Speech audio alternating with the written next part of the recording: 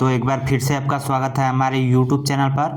आज के इस वीडियो में हम जानेंगे कि यदि आप बिहार के निवासी हैं या फिर आपका ज़मीन बिहार में है तो आप उसका रसीद कैसे काट सकते हैं, या फिर पहले से रसीद कटा हुआ है तो उसका प्रिंट कैसे निकाल सकते हैं। तो इस वीडियो में हम सभी कुछ स्टेप बाय स्टेप समझेंगे। तो चलिए वीडियो को स्टार्ट करते हैं। तो इसके लिए सबसे पहले आपको गूगल में आना है और यहाँ पर सर्च करना है बिहार भूमि। सर्च करने के बाद पहले नंबर पर जो वेबसाइट आएगा इस पर आपको क्लिक करना है। अब क्लिक करते ही इस प्रकार का वेबसाइट खुलेगा। तो यहाँ पर आपको सबसे पहले क्लोज करना है, फिर उसके बाद नीचे स्क्रॉल करना है। अब यहाँ पर आपको भू लगान का ऑप्शन मिल जाएगा, तो इस पर क्लिक करना है।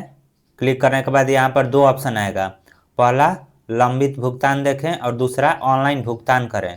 तो आपको ऑनलाइन भुगतान करे वाले ऑप्शन पर क्लिक करना है। क्लिक करने के बाद यहाँ पर ज़रूरी सूचना दे रहा है कि जिन लोगों का पेमेंट कट गया है और रसीद नहीं मिला है उनसे अनुरोध है कि दोबारा पेमेंट ना करें। तो आपको ओके पर क्लिक कर देना है। अब ओके पर क्लिक करने के बाद इस प्रकार का पेज खुल जाएगा, जहाँ पर आपको सबसे पहले अपना डिस्ट्रिक्ट सिलेक्ट करना होगा। तो आपका ज़मीन बिहार के जिस भी डिस्ट्रिक्ट में है अपना डिस्ट्रिक्ट सिलेक्ट कर लीजिए। अब डिस्ट्रिक्ट सिलेक्ट करने के बाद यहाँ पर अंचल यानी कि अपने ब्लॉक का नाम सिलेक्ट करना है। तो यहाँ पर आपको अपने ब्लॉक का नाम सिलेक्ट कर लेना है। अब डिस्ट्रिक्ट और ब्लॉक का नाम सिलेक्ट करने के बाद आगे बढ़े पर क्लिक करना है। क्लिक करने के बाद यहाँ पर हल्का का नाम, तो हल्का के नाम यानी कि आपके पंचायत का नाम हो जाएगा। तो आपका ज़मीन जिस भी पंचायत में है वो पंचायत सेलेक्ट कर लीजिए। अब पंचायत जैसे ही सिलेक्ट करेंगे तो यहाँ पर मौजा का नाम सिलेक्ट करने को देगा। तो मौजा का नाम यानी कि गाँव का नाम हो जाएगा। तो आपका ज़मीन जिस भी पंचायत के जिस गाँव में है वो गाँव सेलेक्ट कर लीजिए। अब गाँव सेलेक्ट करने के बाद यहाँ पर 7 ऑप्शन है, 7 प्रकार से आप अपने ज़मीन को खोज सकते हैं। पहला जो ऑप्शन है वो भाग वर्तमान या रसीद पर ही मिलेगा। तो यदि आपको भाग वर्तमान मालूम है तो आप यहाँ पर इंटर कीजिए, भाग वर्तमान और पृष्ठ संख्या दोनों, ठीक है। फिर उसके बाद रैयत का नाम यानी कि जिसके नाम से ज़मीन है उसके नाम से भी यहाँ पर इंटर करके खोज सकते हैं। या फिर प्लॉट संख्या मालूम है तो प्लॉट संख्या से, या फिर खाता संख्या से, या फिर जमाबंदी संख्या से, या फिर समस्त पंजीटू को नाम के अनुसार देखें। यानी कि यदि आपको खाता प्लॉट ये सब मालूम नहीं है तो आप इस गांव में कितने लोगों के पास ज़मीन है सभी का नाम के अनुसार आप देख सकते हैं। उसके बाद यहाँ पर कंप्यूटरीकृत जमाबंदी संख्या से है। तो आपके पास जो भी ऑप्शन अवेलेबल है यानी कि जो डिटेल्स मालूम है, प्लॉट संख्या या खाता संख्या या भाग वर्तमान या रैयत का नाम, आप जिससे भी खोजना चाहते हैं वो ऑप्शन सेलेक्ट कीजिए। फिर उसके बाद उसमें डाटा इंटर कीजिए, फिर उसके बाद कैप्चा कोड डालिए और यहाँ पर खोजे पर क्लिक करें। तो हमें खाता प्लॉट मालूम नहीं है तो हम आपको एग्जाम्पल के लिए यहाँ पर समझा रहे हैं। तो यहाँ पर हम ऑप्शन सेलेक्ट करेंगे समस्त पंजीटू को नाम के अनुसार देखें, ठीक है। उसके बाद यहाँ पर कैप्चा कोड डालेंगे और फिर खोजे पर क्लिक करेंगे। अब खोजे पर क्लिक करते ही यहाँ पर आप देख सकते हैं कि बहुत से लोगों का नाम यहाँ पर आ चुका है। तो इसमें आपको अपना नाम खोज लेना है। हम यहाँ पर एग्जाम्पल के लिए आपको एक बता रहे हैं। जैसे मान लीजिए ये फर्स्ट नेम ही हो गया, ये मेरा नहीं है, ये किसी दूसरे का है। हम आपको एग्जाम्पल के लिए यहाँ पर समझा रहे हैं। तो यहाँ पर फर्स्ट नेम जो हो गया, इसके आगे देखे पर क्लिक करते हैं। अब क्लिक करने के बाद इस प्रकार से डिटेल्स खुल गया है। यहाँ पर हम यदि नीचे स्क्रॉल करते हैं तो आप यहाँ पर देख सकते हैं कोई भी यहाँ पर बकाया राशि नहीं है, टोटल 0 है। इनका जो रसीद है वो इसी साल यानी कि 25 से 26 में कटा हुआ है। तो अब यदि इनका रसीद पहले से कट गया है और केवल रसीद निकालना है तो यहाँ पर अंतिम रसीद का जो विवरण दिया गया है उसमें देखे पर क्लिक करेंगे तो इनका जो रसीद है वो कुछ इस तरह से आ जाएगा, जिसको आप प्रिंट कर सकते हैं। लेकिन वहीं यदि रसीद काटना हो तो उसका क्या प्रोसेस है, तो चलिए किसी दूसरे का देखते हैं जिनमें कि हो सकता है इनका बाकी हो लगान। तो हम यहाँ पर ये वाला सेलेक्ट करते हैं और देखते हैं इसमें बकाया है कि नहीं है। तो यहाँ पर आप जैसे कि देख सकते हैं इसमें बकाया दिया गया है, कुल बकाया राशि 30 रुपये है। तो अब इसका पेमेंट कैसे करेंगे, तो पेमेंट करने के लिए सबसे पहले आपको यहाँ पर अपना डिटेल्स मिला लेना है। रैयत के नाम में जिनके नाम से ज़मीन है तो आप इसका डिटेल्स वेरीफाई कर लीजिए कि इन्हीं का ज़मीन है या नहीं। उसके बाद आपको नीचे स्क्रॉल करना है, यहाँ पर टोटल बकाया राशि दिया है कि आपको 30 रुपये का पेमेंट करना होगा। अब चलिए बताते हैं कि आप पेमेंट कैसे कर सकते हैं। तो पेमेंट करने के लिए सबसे पहले यहाँ पर नीचे स्क्रॉल करके रेमिटर नेम में जिसके नाम से रसीद काटना है उसका नाम लिखना है। यहाँ पर आप किसी का भी नाम लिख सकते हैं, जरूरी नहीं है कि जिसके नाम से रसीद है उसी का नाम लिखेंगे, उनके फैमिली मेम्बर का किसी का भी नाम लिख सकते हैं।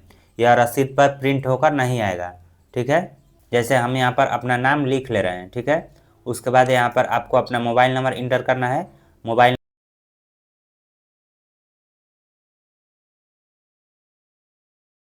फिर उसके बाद एड्रेस टू और ईमेल आईडी, इन दोनों में स्टार मार्क नहीं है तो आप इसको छोड़ भी सकते हैं, कोई दिक्कत नहीं है। फिर उसके बाद यहाँ पर इस पर टिक करना है और फिर ऑनलाइन भुगतान करे पर क्लिक करना है। अब क्लिक करते ही इस प्रकार का पेज खुल जाएगा जहाँ पर आपको पेमेंट करने के लिए बोला जाएगा। तो यहाँ पर आपको नीचे स्क्रॉल करना है। अब नीचे स्क्रॉल करने के बाद इस प्रकार से टोटल अमाउंट लिखा हुआ आएगा। तो हमने आपको पहले भी बताया था कि 30 रुपये का टोटल पेमेंट करना है और यहाँ पर 30 रुपये भी लिख रहा है, ठीक है। अब उसके बाद इस पर टिक करना है और फिर नेक्स्ट पर क्लिक करना है। अब नेक्स्ट पर क्लिक करने के बाद यहाँ पर रेफरेंस नंबर आ जाएगा और फिर अमाउंट आ जाएगा कि कितना आपको पेमेंट करना है। तो आपको एक बार वेरीफाई कर लेना है कि जितना रसीद में दिखा रहा था उतना ही यहाँ पर होना चाहिए, ठीक है। और फिर उसके बाद मेक पेमेंट पर क्लिक करना है। अब मेक पेमेंट पर क्लिक करते ही यहाँ पर पेमेंट ऑप्शन आ जाएगा कि आप किस प्रकार से पेमेंट करना चाहते हैं। तो हमें ऑनलाइन ही पेमेंट करना है तो हम ऑनलाइन सेलेक्ट करेंगे। अब ऑनलाइन सेलेक्ट करने के बाद यहाँ पर पेमेंट मेथड सेलेक्ट करने को दे रहा है। तो पेमेंट मेथड में पहला जो ऑप्शन है वो नेट बैंकिंग है, दूसरा डेबिट कार्ड और तीसरा क्रेडिट कार्ड। तो यहाँ पर यदि आपके पास तीनों में से कोई ऑप्शन नहीं है तो आप अपने पे फोन या गूगल पे से स्कैन करके भी पेमेंट कर सकते हैं।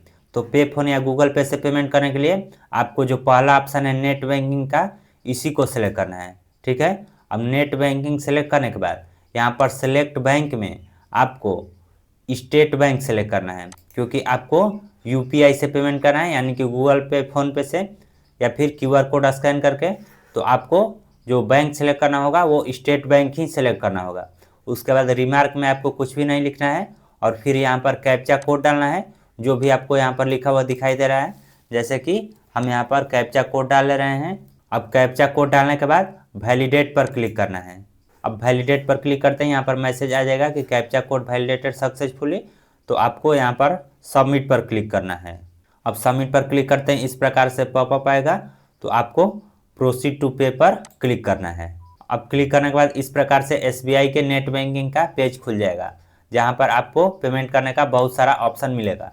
तो पहला जो ऑप्शन है वो नेट बैंकिंग का है, दूसरा कार्ड पेमेंट है और तीसरा अदर पेमेंट है।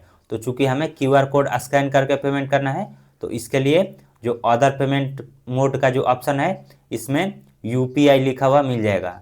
तो इस पर क्लिक करना है। क्लिक करने के बाद इस प्रकार से पेमेंट डिटेल्स आ जाएगा। तो यहाँ पर नीचे स्क्रॉल करना है। अब नीचे स्क्रॉल करेंगे तो आपको दो ऑप्शन लिखा हुआ मिलेगा। पहला जो है वो वीपीए या यूपीआई आईडी और दूसरा जो ऑप्शन है वो क्यूआर कोड।